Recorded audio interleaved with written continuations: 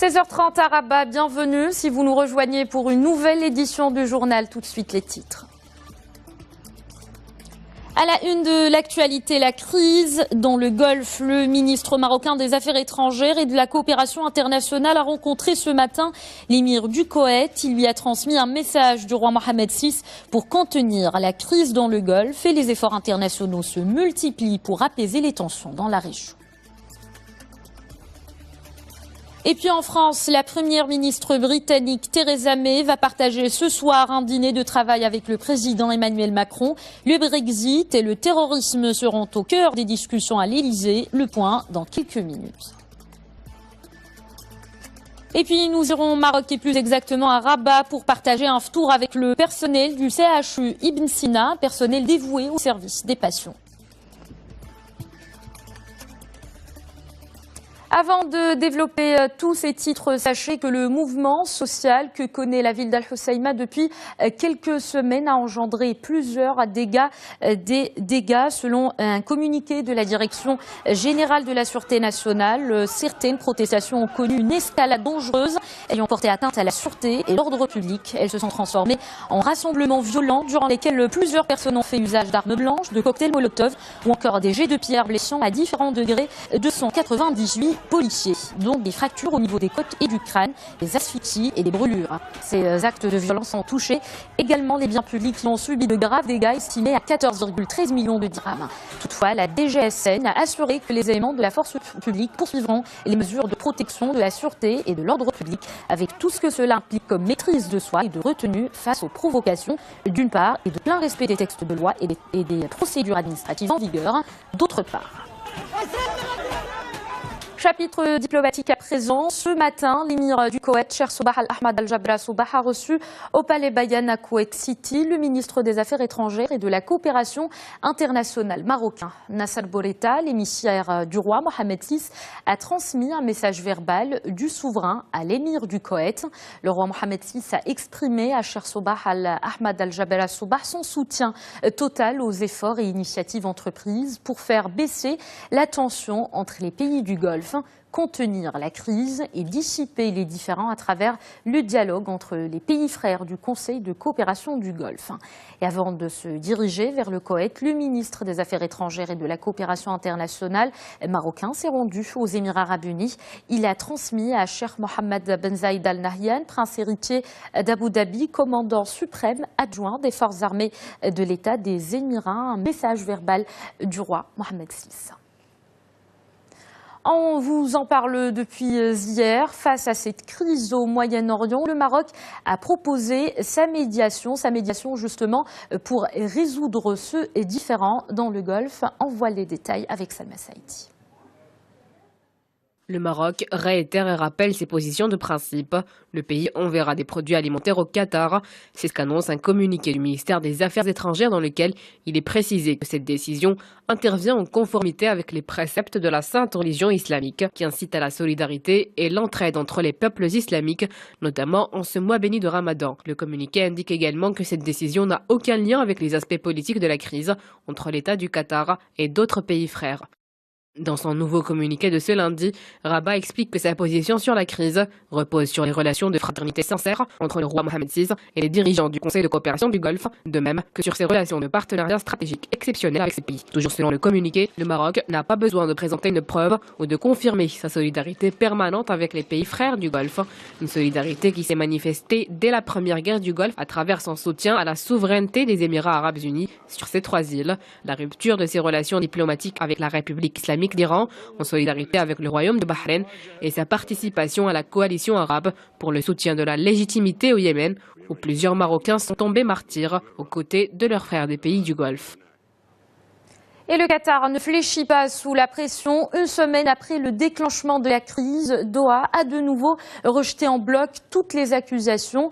Le ministre qatari des Affaires étrangères, Cheikh Mohammed Ben Abdrahman Al Thani, est en tournée européenne. Il veut informer les pays alliés et amis de la crise. Il a dénoncé, je cite, les mesures iniques et illégales imposées par des pays du Golfe et l'Égypte à son pays. Selon l'émissaire qatari, personne ne peut dicter à Doha sa politique politique étrangère. Doha dit n'avoir aucune idée des raisons qui ont conduit l'Arabie saoudite et ses alliés à imposer un blocus au Qatar. Et puis la situation dans le Golfe inquiète également la Russie. Lors d'un entretien téléphonique, le président russe Vladimir Poutine a parlé d'une crise qui n'est pas propice au règlement du conflit syrien.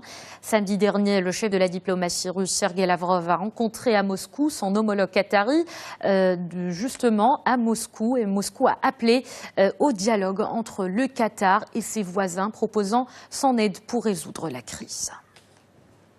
Et les efforts diplomatiques se multiplient pour apaiser les tensions dans le Golfe. La France monte au créneau. Le président français Emmanuel Macron s'est entretenu hier avec l'émir du Koweït, Cheikh Sabah Al-Ahmad Al-Sabah, selon l'Élysée. Et notez qu'Emmanuel Macron a parlé ces derniers jours à tous les chefs d'État de la région. En France, toujours Emmanuel Macron et Theresa May vont partager un dîner ce soir, un dîner de travail à l'Élysée pour évoquer le Brexit et le terrorisme.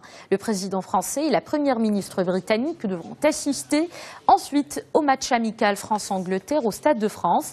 Cette rencontre intervient 4 jours après les élections législatives évoquées par Theresa May. Son parti conservateur a raté la marche de la majorité absolue à 18 sièges près. Hier, la première ministre britannique a tenté de désamorcer la fronde des députés conservateurs lors d'une réunion au Parlement. On prend maintenant la direction de Bruxelles pour parler Brexit encore. Un nouvel épisode concernant les négociations de sortie du Royaume-Uni de l'Union européenne s'est ouvert en début de semaine, justement à Bruxelles. Quelles sont les nouvelles règles que pourrait imposer l'Union européenne à Londres? La réponse avec notre correspondant Tariq Labi. Alors un mot par rapport au coût de la sortie du Royaume-Uni. Une somme extraordinaire, exorbitante a été évoquée. 100 milliards d'euros, c'est la somme que l'Union européenne s'apprêterait à exiger de Londres pour régler la facture du Brexit. Ce ne sont pas des chiffres officiels, ils proviennent en fait de calculs réalisés par la rédaction du quotidien britannique The Financial Times. David Davis, le secrétaire britannique au Brexit, a déjà annoncé que son pays n'allait pas payer 100 milliards d'euros, ajoutant qu'il n'avait jamais vu circuler dans les sphères officielles une addition aussi salée. Voilà, donc ça c'est pour les chiffres. Quant à la mésentente entre Britanniques et Européens sur ce divorce, les Européens ont rappelé qu'ils voulaient en priorité aborder les droits des citoyens touchés par le Brexit ainsi que les questions financières avant de se pencher sur l'avenir des relations. Les Britanniques, pour leur part, souhaiteraient négocier parallèlement la sortie du pays du bloc européen et les futures relations. Une approche que les Européens rejettent. En théorie, Européens et Britanniques doivent commencer à négocier en fin de semaine, plus exactement lundi prochain, à savoir le 19 juin. Mais cela, en tout cas, Mandel, c'est en théorie, car en pratique, les choses pourraient bien encore changer d'ici lundi prochain. Bruxelles et Londres pourraient encore revoir leur copie pour s'arranger au mieux sur les conditions de leur divorce. En Espagne, Mariano Rajoy face à sa première motion de censure portée par le parti de gauche radicale Podemos. Cette motion dénonce la corruption galopante dans le pays. Elle doit être approuvée par la majorité absolue des députés pour être adoptée, mais en principe sans chance de succès. On va le voir avec Ferouz Bentalb. Journée marathon au Parlement pour Mariano Rajoy. Le chef de gouvernement espagnol affronte à partir d'aujourd'hui une motion de censure impulsée par le parti de gauche radical Podemos. Une motion qui vient dénoncer la corruption galopante en Espagne. Elle a été lancée en mai dernier, au moment où on apprenait que Rajoy allait être convoqué à la barre dans un dossier en cours et dont le principal suspect est son ancien trésorier, Luis Barcelas. Vous savez quoi, Mariano Rajoy? Vos yeux sont fatigués de toujours regarder ailleurs. Fatigué d'être à la tête d'un parti qui compte plus de membres qui font l'objet d'enquêtes pour corruption que les membres de ce congrès et du Sénat réunis. Plus de membres que les 2 chambres de ce pays qui représentent la souveraineté populaire. L'Espagne est fatiguée d'être volée. Elle est fatiguée d'être dépouillée par vous. Et la démocratie exige des mesures, votre honneur. Elle exige des mesures. Il s'agit de la 3e motion de censure présentée en Espagne depuis qu'elle a retrouvé la démocratie en 1977. Mais elle n'a pas de chance d'aboutir car seuls les députés de la coalition de gauche et de petits partis indépendantistes catalans et basques se sont engagés à voter pour. Sans parler de l'abstention du Parti socialiste qui, autrement, aurait pu créer un changement dans les relations de force. Durant le mois sacré du Ramadan, certains métiers deviennent plus éprouvants que d'habitude aux urgences du CHU Ibn Sina de Rabat, la capitale du Maroc. Le personnel travaille d'arrache-pied pour sauver des vies. La caméra de Média TV a passé l'heure du tour au CHU Ibn Sina. Vous allez voir les efforts de plusieurs équipes très dévouées. Reportage de Saïd Khan sur un récit de Fayrouz Bentalb. Ici, le service des urgences, 1 heure avant le ftour. Un état d'effervescence du côté du personnel comme celui des patients qui affluent en masse de tous les coins de Rabat pour se faire hospitaliser.